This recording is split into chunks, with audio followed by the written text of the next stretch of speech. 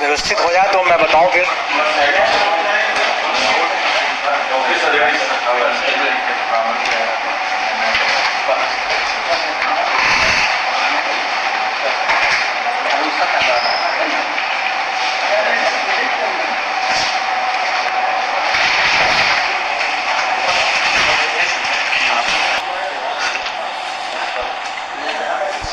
आप लोग सेटल हैं?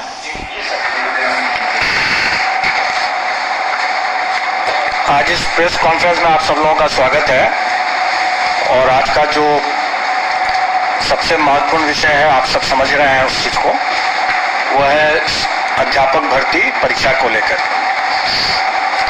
यह परीक्षा 24, 25 और 26 अपने निर्धारित तिथि और कार्यक्रम के अनुसार आयोजित की जाएगी।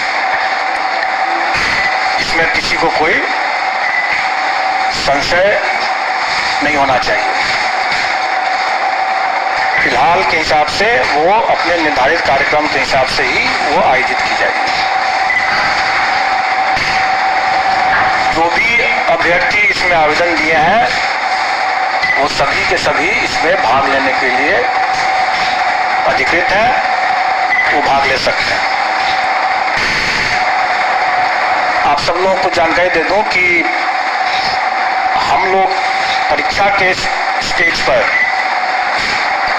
हम किसी भी अभ्यर्थी की पात्रता या उसकी पात्रता नहीं है, इसकी जांच नहीं करते हैं।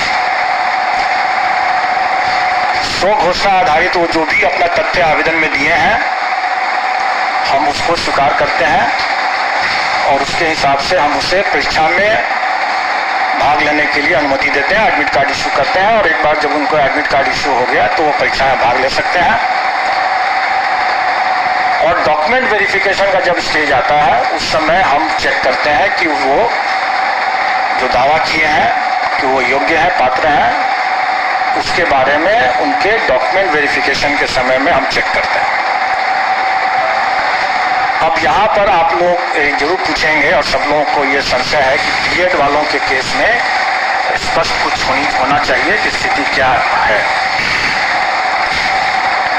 देखिए, आप लोगों ने माननीय सर्वोच्च न्यायालय का जो आदेश देखा होगा, उसके पेज 45 में अंतिम पैरा में स्पष्ट लिखा हुआ है कि राजस्थान गवर्नमेंट ने बीएड अभ्यर्थियों से आवेदन नहीं लिया, उनको रोक दिया आवेदन देने से।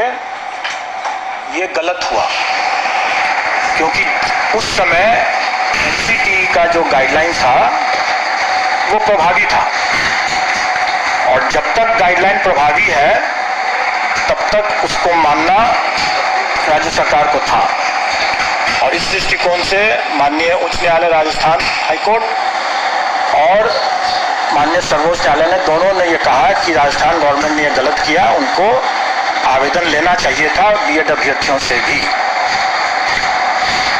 हमारे मामले में भी वही बात लागू होता है।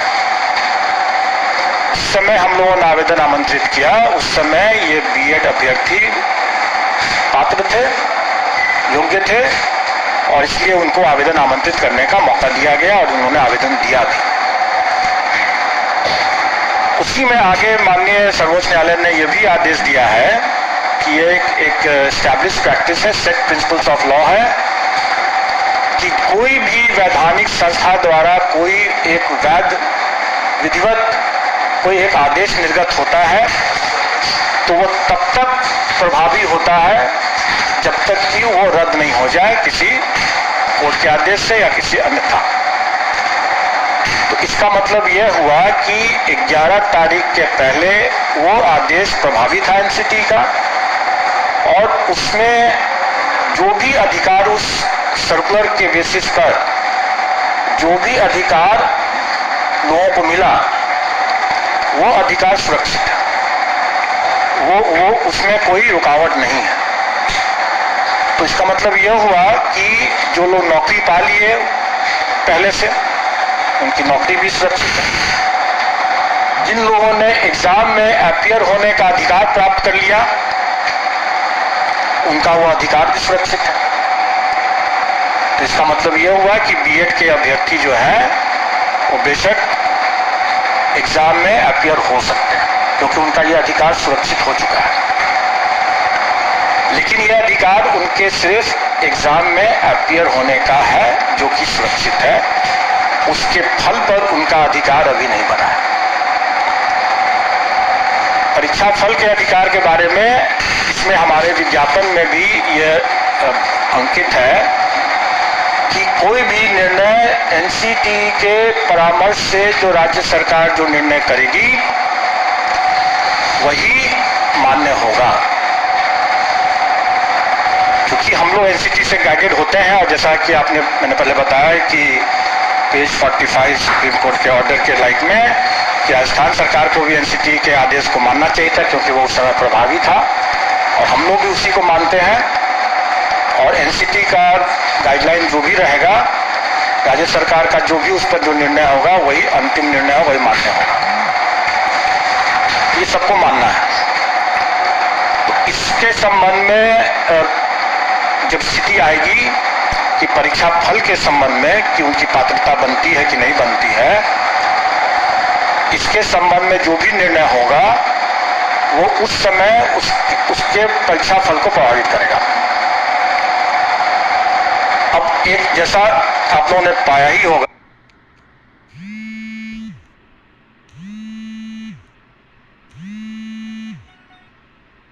कि माननीय सर्वोच्च टू एजुकेशन को राइट टू क्वालिटी एजुकेशन भी माना है। स्वाभाविक है, और आप सब लोग अवगत हैं कि राइट टू लाइफ, जीवन का अधिकार, ये शिक्षा के अधिकार के पहले से ही हमारे संविधान में जीवन का अधिकार जो है एक मौलिक अधिकार के रूप में पहले से उपलब्ध है। और माननीय सर्वोच्च न्यायालय ने ही अपने पूर्व के बहुत से आदेशों में इसको विस्तारित करके ये भी कहा है कि राइट टू लाइफ जो है वो right to live with dignity को भी उसमें ऐड किया है। और ये अधिकार जो मौलिक अधिकार है जो कि राइट टू एजुकेशन के पहले से है। जैसा आपने अभी देखा कि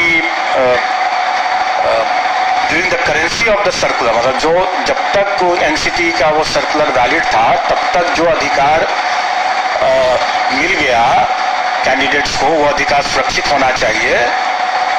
तो मेरा ये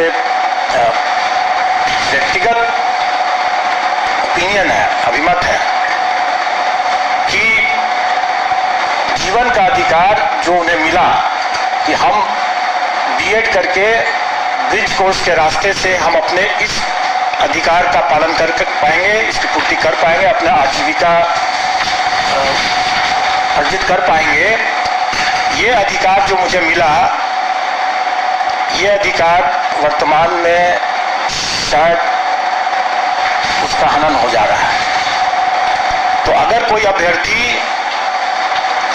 मैं नहीं जानता हूं कि वो कितना सही है कि नहीं है सही है, लेकिन अगर कोई अभ्यर्थी अगर इन सब बिंदुओं को या अपने विधि परामर्श लेकर के अगर अपना कोई दावा या पुनर्याचिका अगर माननीय सर्वोच्च न्यायालय में दायर करते हैं,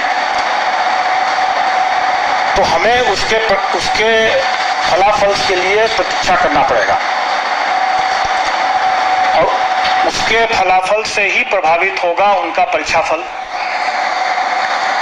तो इसका मतलब यह हुआ कि अभ्यर्थी क्या अपना लीगल रिकॉर्ड्स लेते हैं, क्या एनसीटी आदेश करती है, या क्या राज्य सरकार अध्यादेश वगैरह वगैरह जो भी लेकर के आती है, उससे उसका परीक्षा फल प्रभावित हो सकता है,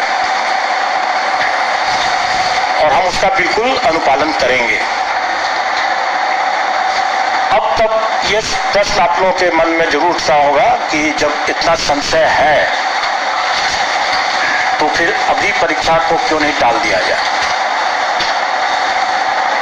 स्वाभाविक है, ये सबके मन में ये सवाल उठेगा, और इसका उत्तर भी माननीय सर्वोच्च न्यायालय के इसी आदेश में छुपा हुआ है। माननीय सर्वोच्च न्यायालय ने ये अपने पेज 35 से 36 में ये कहा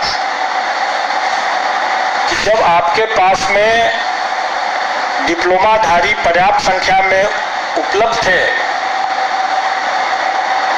तो आपको बीएड के साथ, ब्रिज कोर्स के साथ उसको अलाउ करने का कोई औचित्य नहीं था। ये साफ साफ उसमें लिखा हुआ है कि, और इसी कारण से भी ये रद्द हुआ, क्योंकि आपको याद होगा, जानकारी होगी कि केवीएस ने शिक्षकों की कमी के कारण से ये प्रस्ताव मांगा था, किया था, यह अनुरोध किया था, जिसको एनसीटी ने मान लिया। लेकिन राजस्थान के मामले में सुप्रीम कोर्ट की तीखी टिप्पणी है कि जब आपके पास में वहां पर पर्याप्त संख्या में अभ्यर्थी मौजूद थे डिप्लोमाधारी, तब फिर ये ब्रिज कोर्स करके बीएड को शामिल करने का क्या औचित्य है। अगर हम यही कहें कि हमारे पास जब पर्याप्त संख्या में डिप्लोमाधारी अभ्यर्थी उपलब्ध हैं तो परीक्षा को स्थगित करने का क्या औचित्य है। तो क्या हम ये एक मेरा क्या ये माननीय न्यायालय का मानना नहीं माना जाएगा कि हम जानबूझ करके, जबकि माननीय सर्वोच्च न्यायालय ने कह दिया साफ साफ कि आपके बीएड अभ्यर्थी नहीं एलिजिबल है इसके लिए, तब उनके लिए आपकी प्रतीक्षा रहते हुए आपने डिप्लोमाधारी के अधिकार का क्यों हनन किया। इसलिए हम डिप्लोमाधारी के अधिकार का हनन नहीं करेंगे, माननीय सर्वोच्च न्यायालय के अवमानना का भागी नहीं बनेंगे। माननीय सर्वोच्च न्यायालय ने जिस तीखी टिप्पणी को अपना आधार बनाया है, हम उसी तीखी टिप्पणी के आलोक में ये कहेंगे कि हम परीक्षा को नहीं टालेंगे। हम डिप्लोमाधारी हमारे पास पर्याप्त संख्या में है, 3,80,000 से ज्यादा हमारे डिप्लोमाधारी प्राथमिक शिक्षक के लिए अभ्यर्थी हैं। कई ऐसे बीएड वाले भी हैं जो कि डिप्लोमा भी प्राप्त किए होंगे, लेकिन उन्होंने शायद अपना बीएड ही लिखा होगा। हमारी वैकेंसी से, रिक्ति से 5 गुना ज्यादा अभ्यर्थी मौजूद हैं। हम कभी भी इसको इग्नोर नहीं कर सकते हैं, इस तथ्य को, खास करके माननीय सर्वोच्च न्यायालय के इस तीखी टिप्पणी के आलोक में, और हम इसको परीक्षा को कोई पोस्टपोन नहीं करेंगे। तो ये तो बहुत स्पष्ट बात हो गई, और मैंने बता दिया कि बीएड अभ्यर्थी भी भाग ले सकते हैं क्योंकि ये उनका अधिकार सुरक्षित हो चुका था, लेकिन उनका परीक्षा फल प्रभावित होगा उनके खुद अपने लीगल रिकॉर्ड्स को देखते हुए कि वो क्या पुनर्विचार याचिका दायर करते हैं या नहीं करते हैं, या एनसीटी या राज्य सरकार क्या निर्णय लेती है। और जैसा मैंने भी बताया कि ये निर्णय कि वो पात्र है या नहीं पात्र है, ये हम डॉक्यूमेंट वेरिफिकेशन के समय करते हैं। उसके पहले हम मान के चलते हैं कि जो भी उन्होंने दावा किया है वो सही है, और हम उसके हिसाब से अपना मेरिट लिस्ट बनाते हैं। लेकिन रिजल्ट हम, स्वाभाविक है, रिजल्ट हम तभी डिक्लेयर करेंगे जब वो पात्र होंगे। अगर वो पात्र नहीं होंगे तो हम उनका रिजल्ट डिक्लेयर नहीं करेंगे, और वैसी स्थिति में उनका एक चांस व्यतीत नहीं माना जाएगा। क्योंकि ये भी संशय था लोगों के मन में कि अगर हम एग्जाम दे देते हैं और मेरा एक चांस बेकार चला जाएगा, मेरा रिजल्ट नहीं देंगे। जब हम रिजल्ट ही नहीं देंगे तो हम उनका एक चांस भी नहीं मानेंगे।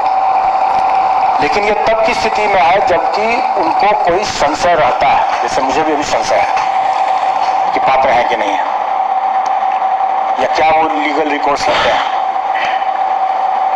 लेकिन अगर ये क्लियर अगर हो जाता है और उसके बावजूद जानते बूझते अगर वो अपीयर होते हैं, तब उसको हम उनके चार्ज को व्यतीत मानेंगे। जैसे कि हम लोगों ने अपीयरिंग कैंडिडेट्स के लिए, जैसे सीटेट अपीयरिंग कैंडिडेट्स के लिए या बीएड अपीयरिंग कैंडिडेट्स के लिए कोई भी परीक्षा में जो हम अनुमति दे रहे हैं, तो भली भांति जानते हैं कि वो अपना एक चार्ज को एग्जॉस्ट कर रहे हैं, चाहे वो सीटेट क्वालिफाई करते हैं या नहीं करते हैं, वो अपने एक चार्ज को व्यतीत करते हैं, क्योंकि भली भांति वो जानते बूझते वो अपीयर हो रहे हैं, इसलिए उनका चार्ज व्यतीत माना जाएगा। लेकिन इस पर्टिकुलर मामले में, बीएड के मामले में, अगर संशय बना रहता है और अगर हम उनका परीक्षा फल नहीं घोषित करते हैं, रोक के रखते हैं, तो उनका चांस भी व्यतीत नहीं माना जाएगा।